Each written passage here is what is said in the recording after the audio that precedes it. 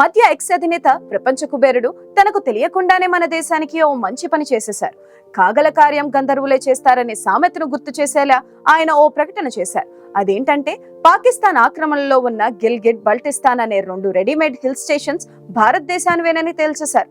తమ Twitter alias X social మీడియాలో ఆ ప్రాంతానికి ఉన్న పాకిస్తాన్ ట్యాగింగ్ తొలగించడంతో పాకిస్తాన్ విలువిల్లాడింది. ఏకంగా ఎలాన్ మస్క్ ను ఏమీ అనలేక, కక్కలేక మింగలేక తేలుకుట్టిన దొంగలాగా ఉండిపోయింది. కానీ ఇప్పుడు అక్కడ దరిద్రం తాండవిస్తుండడం, ధరలు చుక్కల్లో చేరడం, పీఓకే ప్రజలే తమను తామ మానాన్ని వదిలేయాలని ఉద్యమాలు చేస్తుండడం జరుగుతుంది. దాంతో ముందు నొయ్యి వెనుక గొయ్యి లాంటి పరిస్థితిని ఎదుర్కొంటుంది దాయాది దేశం.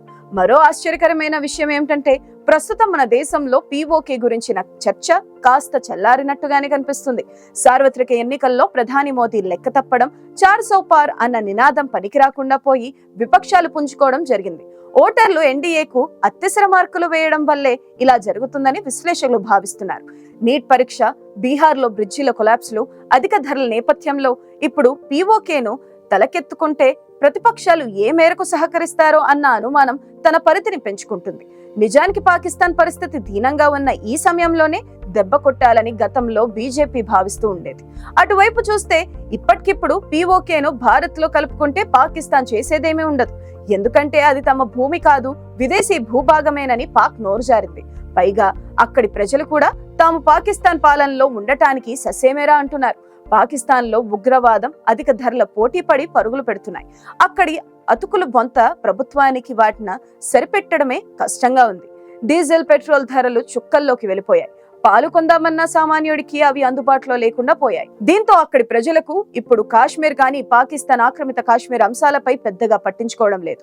ముందు తమ ఫుడ్ సంగతేంటనే ప్రశ్న ప్రభుత్వాన్ని అన్ని చోట్ల ఎదురవుతుంది. అయితే నిన్న మొన్నటి దాకా పీఓకే పై ఆవేశపూరిత ప్రకటనలు చేసిన మన ఎన్డీఏ నేతలలో కూడా పెద్దగా ఆ ఉత్సాహం కనిపించడం లేదు. ఎవరు అవునన్నా కాదన్నా ప్రస్తుతం ఇదే జరుగుతుంది. ఎందుకంటే పాకిస్తాన్ ఇప్పుడు అల్లకల్లోలంలో చిక్కుకుపోయింది. దశ దిశ లేకుండా కొట్టుకుపోతుంది. పైగా పీఓకేలో పాకిస్తాన్ పాలనలో ఉన్న ప్రజలు కూడా దుర్భర జీవితం గడుపుతున్నారు. ఎప్పుడెప్పుడు భారత్ తమను దేశంలో కలుపుకొని చేరదీస్తుందా అని 1000 కళ్ళతో ఎదురు చూస్తున్నారు.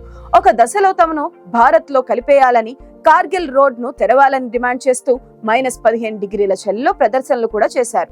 ఈ నేపథ్యంలో గోవాలో బిలావల్ ను మాటలతో రెచ్చగొట్టి ఏదో రిప్లై సాధించాలని చూసిన జైశంకర్ వ్యూహం ఫలించిందని అంటున్నారు విదేశీ వ్యవహారాల విశ్లేషకులు.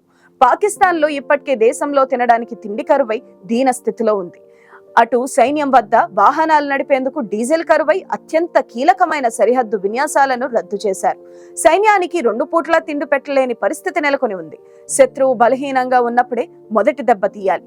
పాక్ మాజీ ఆర్మీ చీఫ్ బాజ్వా అయితే బహిరంగంగానే పాక్ సైన్యం గురించి తీవ్ర వ్యాఖ్యలు చేశారు.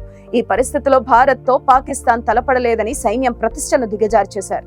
అయితే ఈయన మాటలను పక్కన పెడితే మన వద్ద మన దేశ ఇంటెలిజెన్స్ సమాచారం దండిగా ఉంది కాబట్టి పీఓకే స్వాధీనానికి ఇదే మంచి సమయం అని భావిస్తుంది. అటు ఐరాస భద్రతా మండలి వేదికగా పాకిస్తాన్ కు మరోసారి భారత్ ధీటుగా బదులిచ్చింది. పాక్ ఆక్రమిత కాశ్మీర్ నుంచి తక్షణమే ఖాళీ చేయాలని డిమాండ్ చేసింది. UN రిజల్యూషన్ అంటూ ఐరాసాను ముడిపెడుతూ చేసే పాకిస్తాన్ వాదనను తిప్పికొట్టింది. సీమాంతర ఉగ్రవాదాన్ని ఎగదోస్తే ఎట్టి పరిస్థితుల్లోనూ సహించేది లేదని స్పష్టం చేసింది. పాకిస్తాన్ తమ ప్రభుత్వ పాలసీలో భాగంగా ఉగ్రవాదులకు ఆర్థిక సాయం, శిక్షణ, మద్దతు ఇస్తుందన్న విషయం ప్రపంచం మొత్తానికి తెలుసు. భారత్ వ్యతిరేక ప్రచారానికి ఐరాస వేదికను పాక్ నేతలు దుర్వినియోగం చేస్తున్నారు.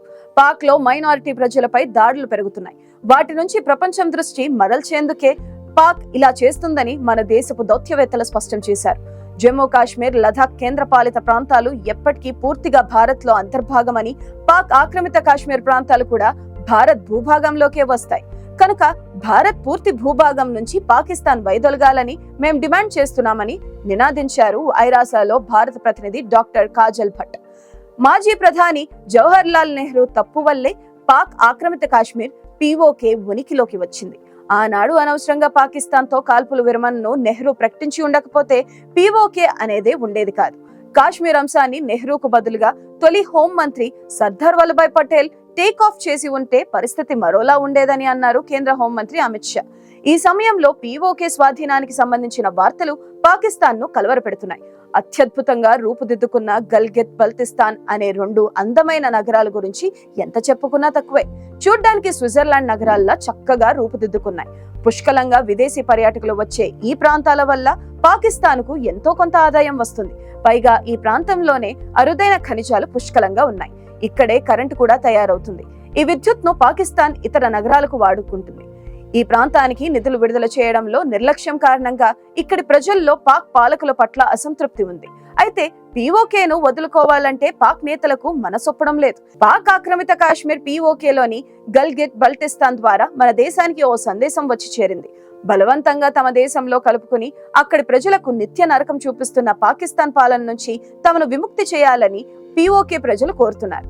తమకు కనీసం రోజుకు 2 పూట్ల తిండి కూడా ఇక్కడ కరువైందని నినాదిస్తున్నారు. తమను కాపాడాలంటూ అక్కడి ప్రజలు భారత్ లో పునర్విలీనాన్ని కోరుతున్నారు.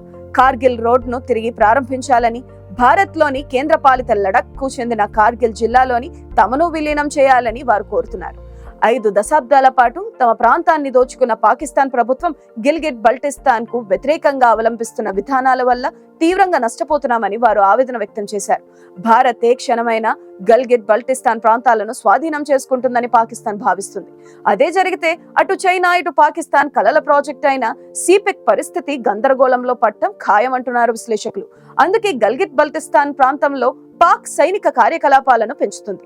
అంతేకాదు స్థానికులను వేరే ప్రాంతాలకు తరలిస్తుంది. దీంతో అక్కడి జనం ఆగ్రహంగా ఉన్నారు. పీఓకేను కైవసం చేసుకుంటామని గత అక్టోబర్ నెలలో భారత రక్షణ శాఖ మంత్రి రాజ్నాథ్ సింగ్ అనడం సంచలనం రేపింది. మన సైనాధికారులు కూడా ఇలాంటి వ్యాఖ్యలే చేశారు. ప్రభుత్వం చిన్న ఆదేశం ఇస్తే చాలు పీఓకే భారత్ లోకి కలిసిపోతుంది. సైన్యం అందుకు సర్వసన్నద్ధంగా ఉందని ప్రకటించారు. దాంతో పాకిస్తాన్ గుండెల్లో గుబులు రేగుతుంది. గతంలో భారత్ లో చేరే ప్రసక్తే లేదని ఉద్యమాలు యుద్ధం చేసిన వారు ఇప్పుడు దేశంలో విలీనం అవుతామని చెబుతుండడం విశేషమని చెప్పుకోవచ్చు. సరిగ్గా ఈ సమయంలోనే ట్విట్టర్ అధిపతి ఎలాన్ మస్క్ చేసిన ప్రకటన పీఓకే ప్రజల్లో ఆశలు పెంచింది.